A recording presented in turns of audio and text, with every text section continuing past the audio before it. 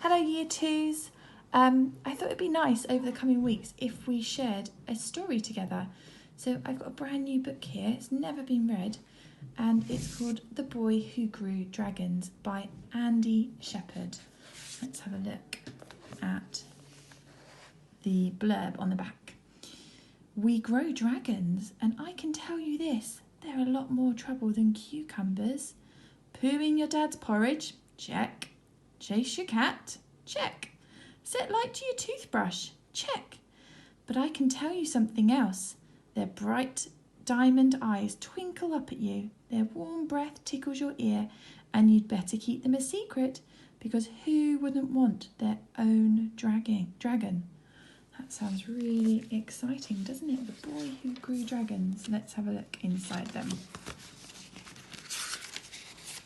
The Boy Who Grew Dragons. When people ask me what we grow in Grandad's garden, I think they expect the answer to be cucumbers, tomatoes or runner beans. I don't think they expect the answer to be dragons. But there it is. We grow dragons. And I can tell you this, they're a lot more trouble than cucumbers. I wonder what kind of trouble a dragon might make. Things cucumbers do not do. Poo in your dad's porridge.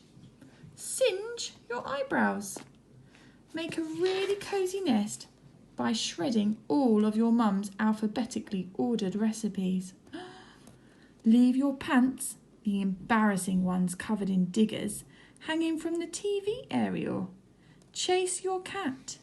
Drop cabbages on your cat. Try and ride your cat like a rodeo bull. Wake you up at 4 a.m. every morning by digging razor-sharp claws into your forehead. Set light to your toothbrush while it's still in your mouth. Of course, they also don't have scales that ripple and shimmer like sunlight on the sea, or have glittering eyes that can see right into the heart of you, or settle on your shoulder with their tail curled round, warming your neck, and their hot breath tickling your ear. Nope, none of these are things you can expect from a cucumber. Well, not any cucumbers I've ever come across. Maybe a mutant radioactive space cucumber, but not your average garden variety. But dragons? Well, they're a whole other story. So who wants to grow dragons? Daft question, yeah? I mean, seriously, who in their right mind would say no? Not me, that's for sure. And not you by the looks of it. But if you want to grow dragons, you need to know what you're getting into. Sure, they're fiery, fantastical and dazzling, but dragons are not all fun and games, not by a long shot. And it's not just the fire and the flammable poo I'm talking about. Oh no! Which is why, my dragon-seeking desperados, I'm writing all this down so at least you can go into it with your eyes open, because, believe me, you'll need them to stay wide, wide open. Chapter 1, Battle of the Bongal. It started about a year ago, and it was all Grandad's fault. Well, his and the jam tarts. I was just licking the last of it off my fingers when he said, "We should grow our own chipstick." "Jam tarts?" I asked. "Raspberries," he grinned. "Then we could make our own jam for Nana's tarts. We could mix them up too. Strawberry and blackberry, gooseberry and raspberry. Just think of the possibilities. Delicious." It did make a pretty good picture in my head. A vast, plate-sized jam tart with different coloured sections like a multi-topping pizza. "And more too," Grandad went on, before I could dive further into the jammy dream. "Radishes, beans, onions, cauliflowers, you name it, we could grow it." Suddenly I wasn't so sure it was a great idea. Strawberry and cauliflower jam? Ugh.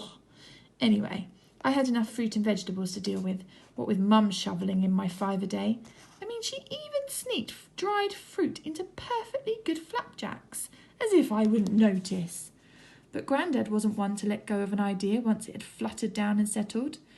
So on Saturday morning, there we were at the end of his garden, up to our ears in mud, digging away at what looked to me like a monster jungle.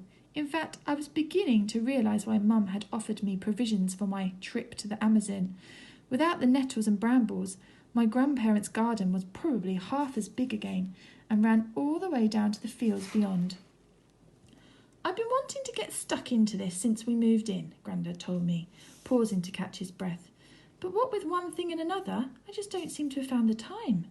I stopped digging and scraped my spade across a clod of mud. I know you have no idea what he was talking about, but I did. I knew exactly what he meant by one thing and another. "Sorry," I muttered, because I really was. He rested his arms on his spade and leaned towards me. "Now, there's something you should know about my granddad. He twinkles." That might sound weird, but he does. There's a phrase to have a twinkle in your eye, which means to be bright or sparkling with delight. Well, my granddad has the biggest twinkle of anyone I've ever known, and right then he was shining that twinkle down on me, till I felt its warmth flooding every bit of my body. It was like I'd sat down in front of the toastiest marshmallow toasting fire. "Now then, Chipstick, how many times have I told you? What's the deal with families?" I smiled. "They stick together." "Exactly," he grinned. "Not unlike jam tarts. Now, get digging." So I did. The worst thing to dig up was this stuff Grandad called bongleweed. It wound itself around everything, clinging to roots, shoots and shrubs for dear life. Soon enough, I was in an almighty tug of war, boy against plant, and for a moment there it really looked as if the evil bongle plant overlord might win. But I dug and scraped and pulled and heaved until all that was left was a patch of earth and the strangest looking plant I'd ever seen. It was taller than me, and my blistered hands would have only made it halfway around the trunk, except it was hard to see the trunk because of all these long green cactus arms that draped down. "It looks like a giant upturned mop-head," declared Grandad. "But you know, green and spiky and knobbly too." Bizarrely, he wasn't far wrong. Sprouting from some of the cactus arms were vivid yellow and orange tendrils like bursts of flames, and on each one of those nestled a fruit. Some were large and red and looked fit to burst. Others were small and green and looked new, but all of them had weird spiky pineapple-like leaves. They were so unlike anything I'd ever seen in our fruit bowl at home, I found myself reaching up to touch them. I noticed one of the smaller fruits had already turned red, but the tendril it was attached to was being pushed down by the weight of a few larger fruits hanging above. I gently lifted it and moved it to one side. There's the plant. To give it some space. And as I did, I saw something even weirder.